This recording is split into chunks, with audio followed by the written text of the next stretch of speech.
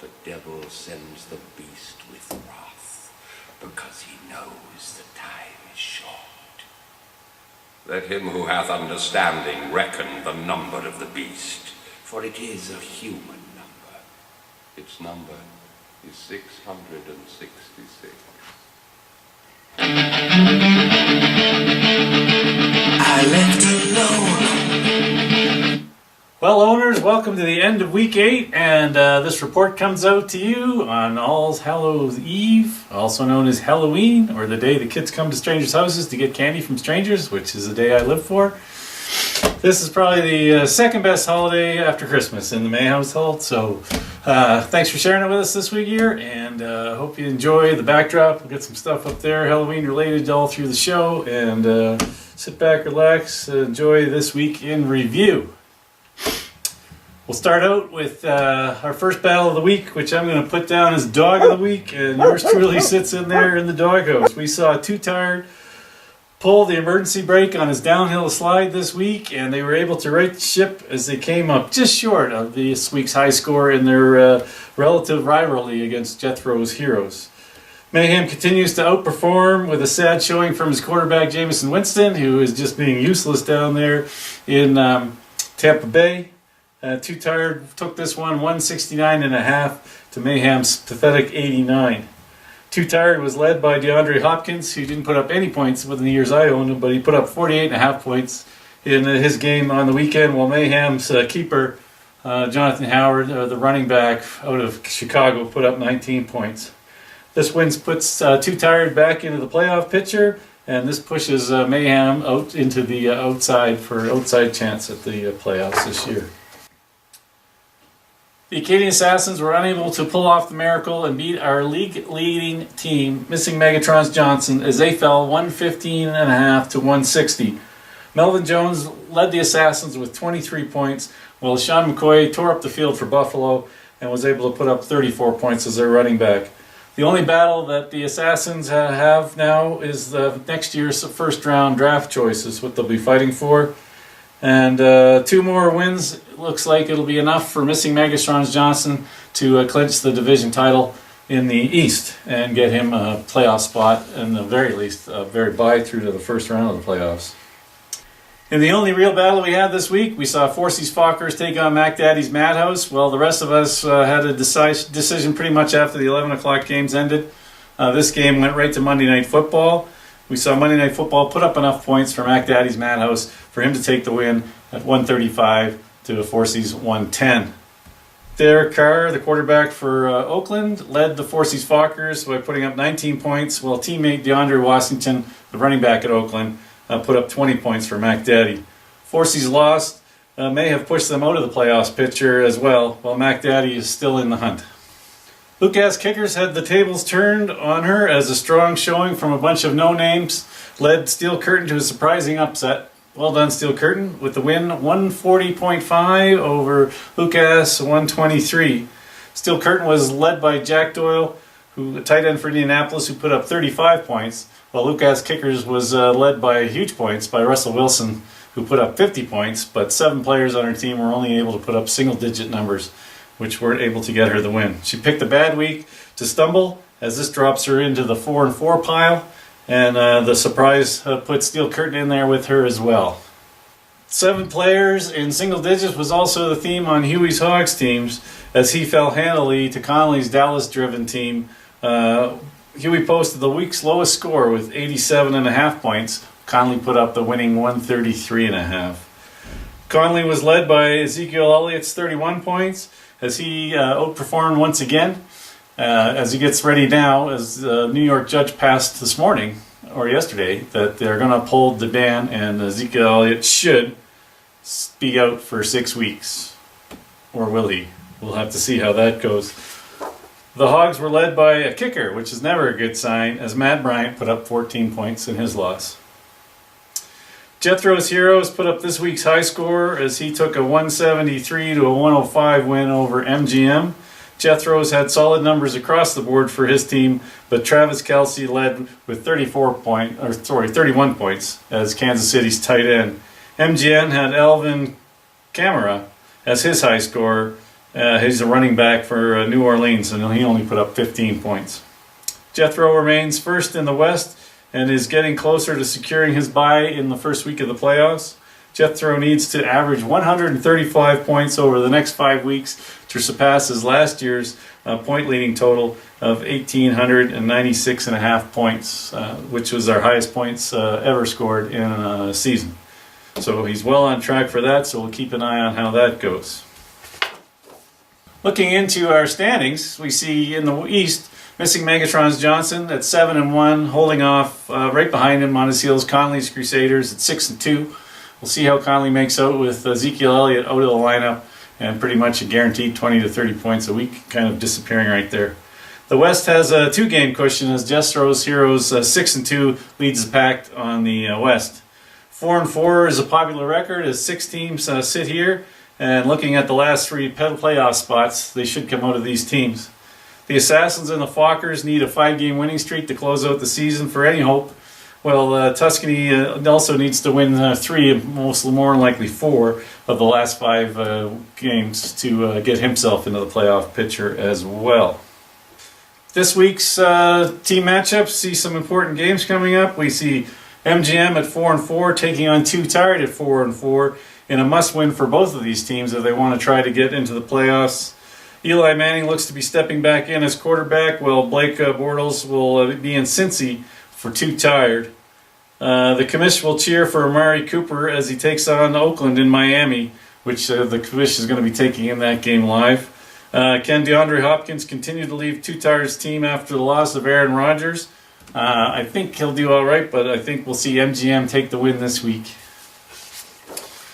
In our other matchup, we'll see Mac Daddy's Madhouse at 4-4 step into Jethro's Heroes, who are sitting at 6-2. A win here by Mac Daddy will help reel in the West leading Jethro, so most of the owners will be cheering for Bruce in this. However, a strong showing from Carson Wentz in Denver may be the only break the Heroes will need to pull off the win.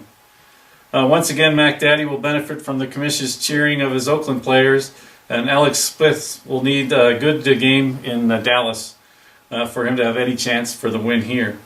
Or will Bruce even start Alex Smith? Jethro, I'm picking for the win here. Will the remaining Dallas players be enough to get Conley the win this week, as his 6-2 record goes up against Forsey's 2-6 record? Forsey hopes not, and hopes that he gets a strong showing from Derek Carr and gets the commission's cheering effect, hopefully influences the game and gets Carr enough points to get him the win. Will the 20-plus points that will be missing from the girlfriend beating Elliott really affect Conley's lineup? I think so, and I think Forsey's going to squeak out a win in this one. This matchup should be our game of the week, as these two teams are matching up nicely, not for big points, but they should be the tight-scoring low game here. We see Steel Curtain at 4-4 takes on the desperate Huey's Hogs at 3-5. A struggling Cousins heads into Seattle, while Mariota tries to put up points hosting Baltimore. This is anyone's game, and one breakout player here will make the difference in this score. Take the Hogs. Curtain's low-scoring wins will be coming to an end. This game, Missing Megatron's Johnson, our league leader, takes on last year's champ, Lucas Kickers, with their 4-4 record.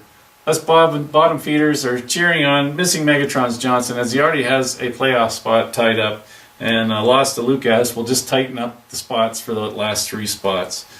Lucas's players should be well rested, as they did nothing last week except Russell Wilson, and a couple of Monday Night Football starters could make this a fun one to watch as well. I'd say Megatron takes this by at least 5 points. This week's matchup, the commish likes to avoid. It's the Battle Royale. Husband versus wife. The only thing I like about it is the side bets that we make. The Assassins 1-7 host the East Bottom Dweller, Tuscany Mayhem at 3-5. The Assassins are playing for pride. Mayhem wants back in the playoffs. Tensions run high during this battle, so the commish is heading to Miami while it blows over. Look for some updates from the Oakland-Miami game, which is the late Sunday night game. Also look for the commish on Saturday night as he takes in the Miami Hurricanes Virginia Tech, which is also ESPN's featured late night game on Saturday night for the college. If one of us makes it to 100, that will make the winner. And I have half my team on bye, so I'm going to take the Assassins this week in our matchup. Some housekeeping notes before we switch over to what was supposed to be homework for all of our owners, but we see Thursday night's matchup this week is a divisional game with the Bills at the Jets.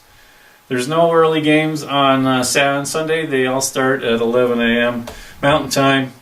And Monday Night Football sees another divisional game as the Detroit Lions step into the Aaron Rodgers-less Green Bay Packers. Bye week, we have 6 teams on bye week, so take a look at that. It's killed me this week. So Chicago Bears, Cleveland Browns, Los Angeles Chargers, the Minnesota Vikings, the New England Patriots, and the Pittsburgh Steelers are all taking the week off. I know Giselle and Tom are coming down to Miami to hang out with me, so it should be a good time down there. And also, last note I sent out, there was a comment at the bottom about sending in your little minute video or so of what the season was doing for you, what you wanted to see, or what you had some beefs with, or you wanted to call out some other players. So all that's being said and done, I had 3 replies sent in out of us 12 owners, and 4 would be me, so I can do one right now in a second. And so enjoy these. If you get some inspiration from your other owners' work, please feel free to send them in. Happy Halloween, everyone, and welcome to halfway through fantasy football season. It's been a great year so far, I think. A lot of crazy matches, including my match this past weekend where I thought I was done for sure, and then Wilson scored 50 and I thought I was in it, but at last I fell to Mike, who seems to be on a roll now. I'm glad I'm not in the basement and that I'm not as cursed as some of past winners. I got a couple tough weeks coming up, but here's hoping that I can keep that curse away and prove that I can win again. Hello, beautiful people, and greetings from sunny Saskatchewan. Here's my video as per the commissioner's request. It's actually my second video of the day. I just got done shooting a character witness video for Ezekiel Elliott's next hearing. I don't believe in his character, but I'm not above a little playoff perjury because I need him. I lost Delvin Cook. A lot of us have lost major players. One of my thoughts was, what if we had 2 less spots on the bench? Would that open up some talent on the wire? I kind of think so. I am loving the $500 auction system for waiver wire picks. I think it protects the integrity of the game, adds a level of strategy. My vote is we keep that. Yeah, I missed you guys a lot. I wish I was there on draft night. That would have been fun. I did get to see Bruce's arm, though, which was neat, because it went right over the hood of my pickup truck here in Saskatchewan, as Bruce made the most epic reach down for the most mediocre player in league history, named Ty Montgomery. Attaboy, Bruce. All right, look forward to seeing something about that on the Smackboard.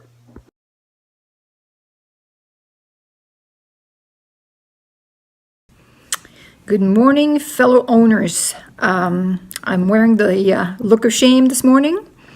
I'm not going to tell you who this is, but I'll give you a hint. I'm currently in last place in the entire division. Anyways, I think I did pretty good this weekend with Missing Megatrons, which is currently in first place. I did better than I thought, and with a humongous miracle from the Broncos tonight, you never know. Anyways, my goal for the rest of the season is to break 90. I did that last night, and I plan on doing it for the rest of the season. Chris Hogan getting an MRI today, so I'm hoping for good news from that end, because that could change things for me again. I know some of you guys laughed at me last week for playing Marshawn Lynch, but you can't blame the guy. He was just running on the field to come to the rescue of one of his little buddies. Anyways, it cost me 2 games, but pretty much I don't have anybody really left in my team that's worth anything. So anyways, thanks to Mean Green, which outbid me on my tight end this week, but he benched him and he didn't produce much, so I'm not too worried about that. Anyways, good luck, everyone, and see you out there. Happy Halloween, and thank you very much. Priscilla, bring me my pills. Well, coming into week 8, I was confident that I might be able to squeak a win out on Too Tired, as Zach and Brad were slowly sliding downhill with the Aaron Rodgers out for the season. Unfortunately, they picked this week to rally, pull up their boot sock laces there, and come after me with a very good high score. They're all in second place, best score this week. So congratulations to them. Sucks for me. My 4 and 4, I was shooting 4s. Now I'm gonna sit at 4 and 5, and or 3 and 5. I'm sitting at 4 and 4. Would have been nicer. Would have thrown me in with the group, but not. A couple of games back, so I'm gonna need at least 4 out of my next 5 final matches as a win to get anywhere near one of the bottom playoff spots. So not really counting on that. So we'll see how that goes. Disappointing year. My quarterback situation stinks this year. I had high hopes coming in, the high flying guy there in Tampa Bay, and Jameson Winston, he hasn't done anything. Dalton, I dropped right away, and my backup guy there, Tyrod Taylor, he's not much of a thrower. He kind of runs around on the field, so I'm not getting much points out of that. I've been happy with my running backs, getting good points for me, and I'm glad Gronkowski's really only missed 1 game with a thigh cut. And other than that, it's just been a mediocre team, and it shows as I think I'm put up the second least amount of points in matchups behind my lovely wife. So that's my outlook on the season. Is I'm going to celebrate the win with somebody else, and once again I'll be handing over a ring and a trophy and money to somebody other than myself. So that's what I look at. Anyway, look forward to next year. Yes. Okay, I hope you enjoyed those videos put together by the Assassins, College Crusaders, and Lucas Kickers, and maybe it'll inspire you to put something together here and throw it off, and we can put them up any week, so feel free to throw one out there when you got something on your mind. And that's it for me. Take care. Next week there will not be a video, as I am traveling next Tuesday, coming home from Miami. So I might post something from Miami. If not, if I got some fun stuff, I might put it out later in the week. So anyway, take care. Have a good week. Halloween. Look out for trick-or-treaters out on the street. Have a good night. Be safe. And we'll talk to you through an email next week.